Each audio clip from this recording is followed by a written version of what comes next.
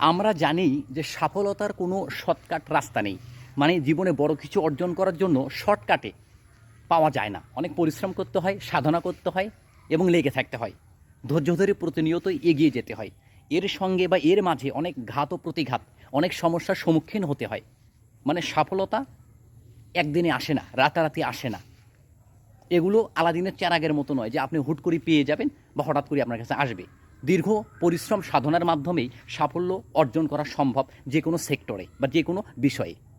হ্যাঁ, কিন্তু বর্তমান সময়ে দেখা যায় অধিকাংশ মানুষ সাফল্য অর্জনের জন্য শর্টকাট রাস্তা খুঁজতেছেন।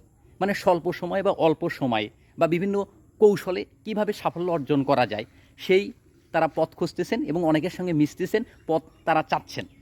দেখেন, সাফল্যের জন্য দীর্ঘ সাধনা করতে হবে, অনেক পরিশ্রম করতে হবে এবং লেগে থাকতে হবে, প্রতিনিয়তই কাজ করতে হবে। সাফল্য কোনো নির্দিষ্ট জায়গা নয়, এটা একটা গন্তব্য যা প্রতিনিয়তই চলতে হবে।